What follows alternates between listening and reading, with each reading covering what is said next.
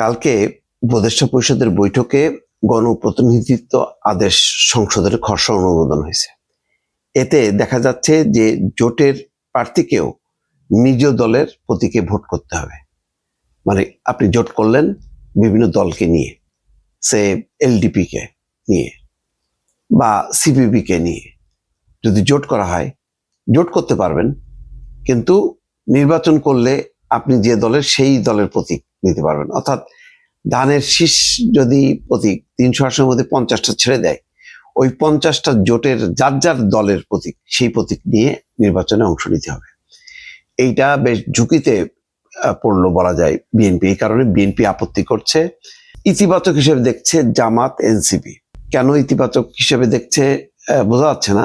মানে জামাত হয়তো চাইছে যে তার যতগুলি পারে সে তার প্রতীকে অংশ নেবে। এনসিপিও দেখছে, এনসিপির আসলে নির্বাচনে আসবে কি আসবে না পুরো বিষয়টা হিসাব নিকাশ আলাদা। এনসিপি কিছু যায় আসে না, কিন্তু বিএনপির যায় আসে।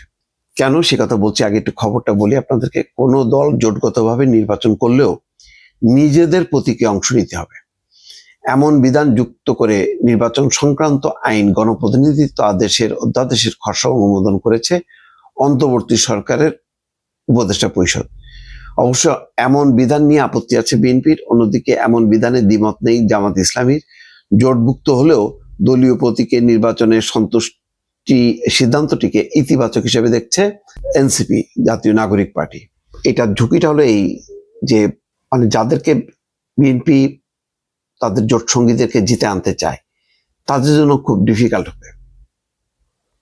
তারা যদি বিএনপিতে যোগ দিয়ে দেয় তাহলে তো তারা তো বিএনপির প্রার্থী, কিন্তু জোট সঙ্গী হিসাবে অন্যদেরকে পাশ করায় নিয়ে আসা অন্য ভিন্ন প্রতীকে, এটা কিন্তু খুব কঠিন হবে। কারণ সেখানে যখন ধানের শীষ থাকবে না, সেখানে তো দাড়িপাল্লা থাকবে।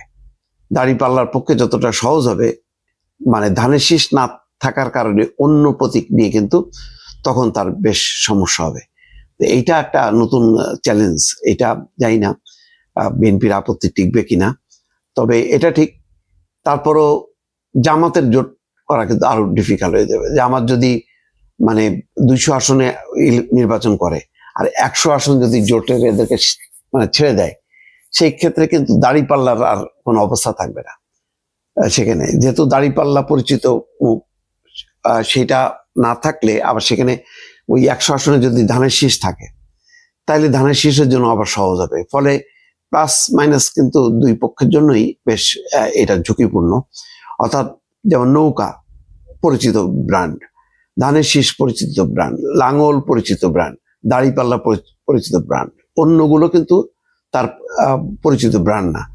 ফলে জোটের সঙ্গী হয়ে যখন নাকি ধানের শীষও থাকবে না, লাঙ্গলও থাকবে না, দাড়িপাল্লাও থাকবে না, তখন কিন্তু অন্য প্রতীক নিয়ে জিতে আসাটা বেশ দুরূহ, যদিও অসম্ভব না।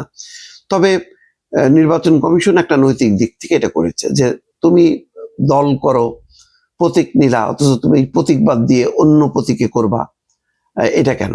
আর বিএনপির হলো তারা হিসাব করতেছে যে যদি অন্য প্রতীকে নির্বাচন করা যায়, তাহলে তাদের জন্য অন্য দলের প্রার্থীদেরকে জিতে আনা সহজ হবে। হয়তো এই সুবিধার জন্য তারা আপত্তি করছে। দেখা যাক শেষ পর্যন্ত হয়তো নির্বাচন কমিশন বা আরপিও সংশোধনের ফলে যেটা হয়েছে সেটাই হয়তো প্রতিষ্ঠিত হবে। দর্শক।